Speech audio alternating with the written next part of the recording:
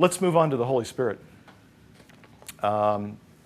Jesus, it's the end of his life on this earth, physically. He's having church, I think, one more time with his disciples. We call it the upper room situation. I think they're doing church, having a meal, they're talking, they're sharing.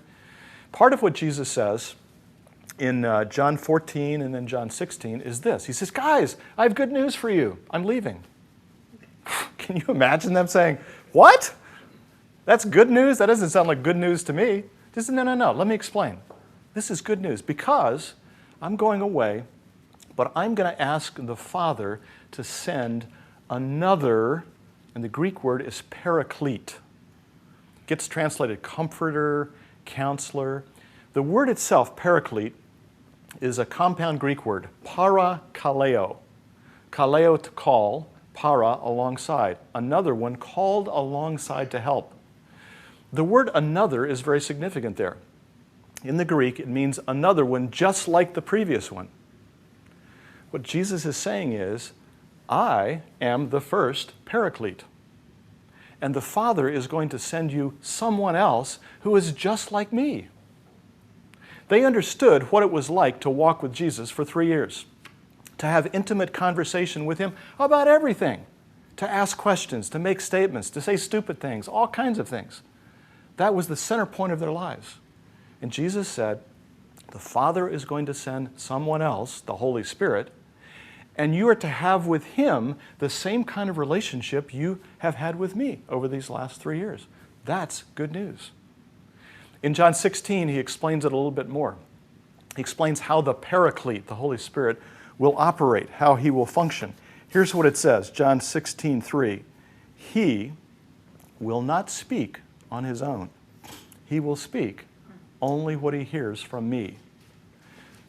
Jesus is saying, me and the Paraclete, the Holy Spirit, we're close, we're tight. We talk everything over.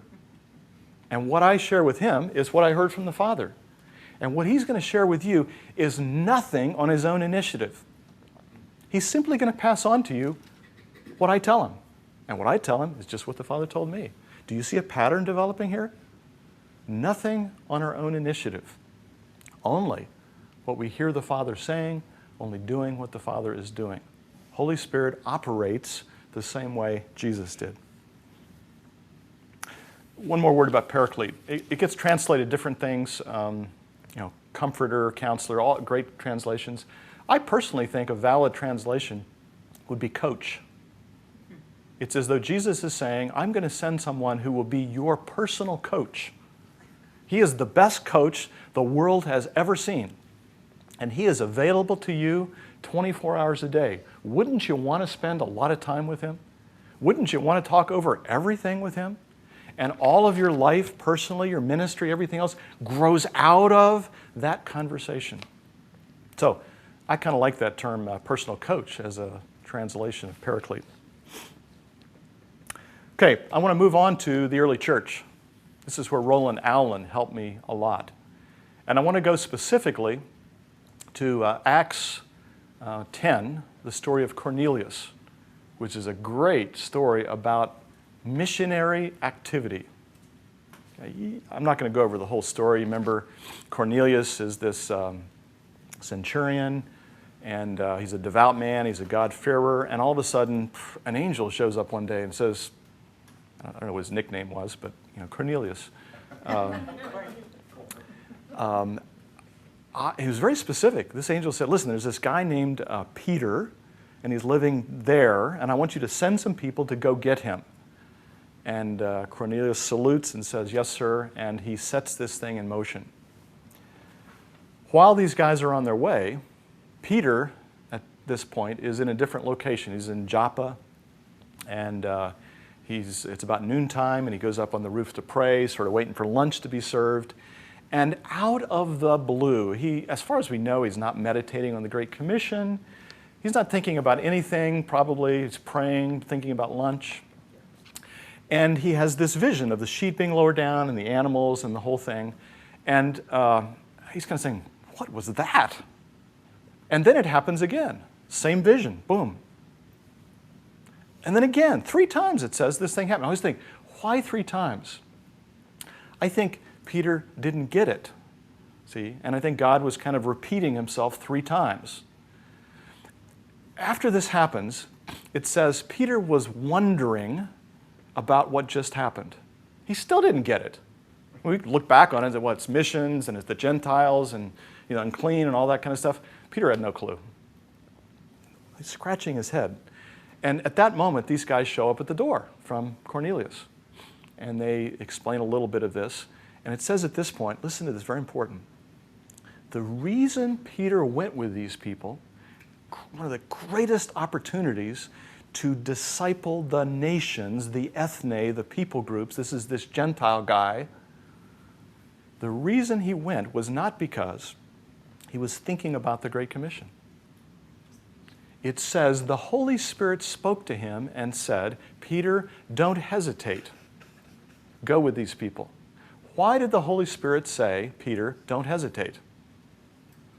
He's probably hesitating. I don't know if I want to go with these guys or not. Who are these? The motivating factor for this critical component of mission activity was not the Great Commission. It was the compulsion and direction of the Holy Spirit as to what to do. And of course, Peter goes, starts preaching, Holy Spirit falls, boom. I think a church was planted that day. And by the way, I think Cornelius is a prototype for a man of peace. He's like a great example of a person who is a mature individual and, boy, prepared by God for church that day. How hard would it be to plant a church in Cornelius' house? Not very. I think church planting is supposed to be spontaneous and effortless because God does all the heavy lifting. Now, I want to read to you a couple of comments about this Acts 10 event.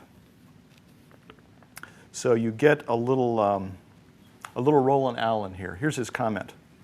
He says, in the crucial case of the visit of St. Peter to Cornelius, St. Peter himself was prepared by a special vision. He acted under the impulse of the Spirit, though neither he nor the others really understood what consequences were involved in his actions. This event, by the way, is taking place in about 41 AD, 11 years after the Great Commission had been given. Allen says, even then, Peter really didn't understand what Jesus was talking about when he gave the Great Commission. St. Peter certainly did not think the matter out and decide that the Gentiles were within the terms of Christ's commission, and then, and therefore, proceed to preach to them. That's not how it happened. So he didn't go to these men because he had a great strategy, but because the Spirit told him to. Roland Allen's grandson, Hubert Allen, wrote a biography of his grandfather in recent years. And I want to read this quote that kind of summarizes Roland Allen's life and message. It says, at the center of Allen's message was the conviction that the Holy Spirit is the active agent in Christian mission. For him, Pentecost was the key to understanding the mission. He could write about the spontaneous expansion of the church because he saw it not as a human activity or human enterprise, but as a divine activity. To understand that, now listen to this sentence, to understand that it's a divine activity, is to be delivered from the anxieties, the burdens, and the sense of guilt which so often form the atmosphere of discussion about mission. Mission, for Allen, is conceived of not as a task, rather as a gift, an overspill, an explosion of joy. So, whether it's mission to your next door neighbor, to your college campus, or to some unreached people group, that's the motivation as Roland Allen saw it. One more quote, and this is from Allen himself. Here's what he said. Speaking of the apostles, Peter, James, John, those guys, he said, they do not seem to feel any necessity to repeat the Great Commission. Think about that. Have you ever read through the New Testament? They're not talking about the Great Commission over and over and again, trying to motivate people to, like we do. We always want to talk. They almost never talked about it. They seem to have no necessity to repeat the Great Commission and to urge that it is the duty of their converts to make disciples of all nations. What we read in the New Testament is no anxious appeal to Christians to spread the gospel, but simply a note here and there that suggests how the gospel was being spread abroad.